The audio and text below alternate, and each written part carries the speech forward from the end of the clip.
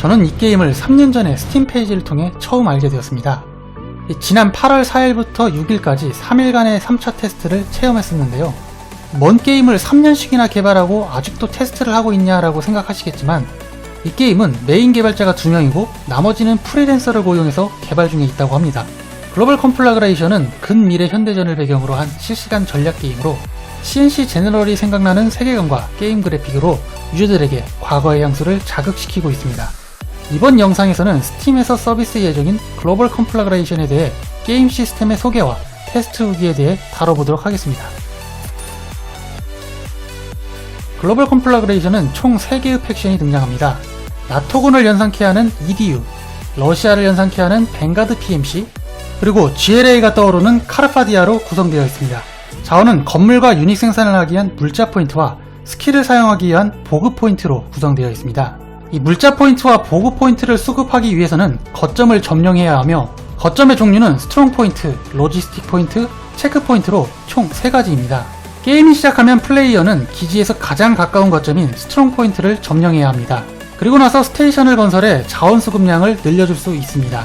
로지스틱 포인트는 단순한 지역 거점으로 기지를 건설하기 위한 영역 확장이나 보급 포인트의 총량을 늘릴 수 있는 거점입니다. 마지막으로 체크 포인트는 로지스틱 포인트와 역할은 같지만 추가적으로 15의 물자 포인트를 지속적으로 얻을 수 있습니다. 그리고 글로벌 컴플라그레이션은 이 체크 포인트에 기발한 시스템을 추가해놨습니다. 적이 점령한 체크 포인트를 다시 탈환했을 경우 점령 시간에 따라 올라간 현상금 자원을 일시불로 획득할 수 있다는 것인데요.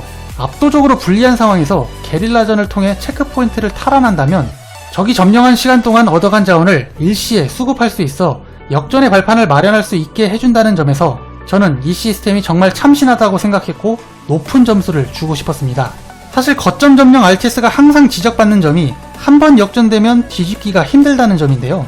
이러한 현상금 시스템은 우위를 선점한 적에게도 긴장감을 유발시키고 불리한 상황에서도 역전의 변수를 제공해주는 훌륭한 시스템이라고 생각했습니다. 이번 테스트에서 가장 큰 변화점은 크게 3가지입니다. 먼저 가장 눈에 띄는 변화점은 UI가 크게 개선되었다는 점인데요. 생산창과 자원 현황을 가운데로 위치시켜놨고 글로벌 스킬의 위치도 변경되었습니다. 두 번째는 업킵 시스템을 제거한 점입니다. 1, 2차 테스트 때 암적으로 존재했던 업킵 시스템은 체크 포인트를 많이 먹으면 먹을수록 자원의 수급량이 계속 줄어드는 답답한 방식이었는데요. 이 때문에 유닛 생산에 자원이 항상 부족해서 우위를 선점한 플레이어나 밀리고 있는 플레이어 둘 다 답답한 상황이 많이 연출되었습니다. 하지만 이번 3차 테스트 때 그러한 제약사항이 풀리고 나서 CNC 제너럴과 같은 화끈한 물량전도 경험할 수 있어서 이제야 게임다운 구색을 갖춰졌구나 라는 생각이 들었습니다. 마지막으로 기본 보병 유닛에 참호 스킬과 팩션별 특수 스킬을 추가하였습니다. 이로 인해 보병의 생존력은 크게 올라갔고 차량 유닛에도 어느 정도 대응이 가능했기 때문에 보병의 활용성이 대폭 증가했습니다. 초반에만 살짝 쓰다가 버려지는 유닛이 아니라 게임 초반부터 후반까지 사용할 수 있는 범용성을 증가시켰다는 점에서 이 또한 후한 점수를 주고 싶었습니다. 3차 테스트까지 오면서 많은 변화가 있었습니다만 아쉬운 점도 있었습니다. 제가 가장 아쉬웠던 점은 3가지 진영이 있음에도 불구하고 진영 간 개성이 뚜렷해 보이지 않았다는 점입니다. 팩션별 탱크와 항공기 그리고 보병의 디자인이 굉장히 비슷해서 시인성이 많이 떨어졌습니다.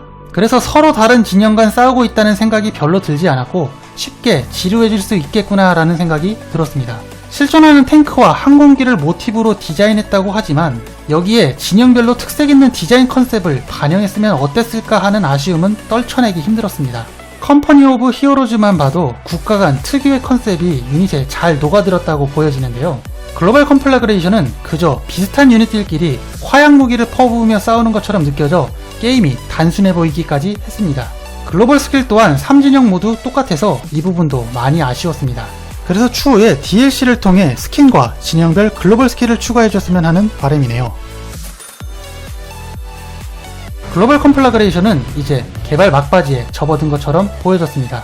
최적화 문제가 있긴 하지만 플레이어 간 게임 끊김 현상이 없이 쾌적하게 플레이했었고 많은 부분을 유저들의 피드백을 통해 개선했으며 게임 플레이어의 긍정적인 요소를 추가 및 적용했기 때문에 이번 테스트 기간 동안 정말 재밌게 플레이했었습니다. 그래서 출시가 기다려지는 게임이고요. 여러분들도 나중에 기회가 된다면 한 번쯤 즐겨보셨으면 좋겠습니다. 앞으로도 글로벌 컴플래그레이션의 추가적인 소식이 나오면 또 공유할 테니 지켜봐 주시고요. 그럼 저는 또 다른 RTS 영상으로 다시 찾아뵙도록 하겠습니다.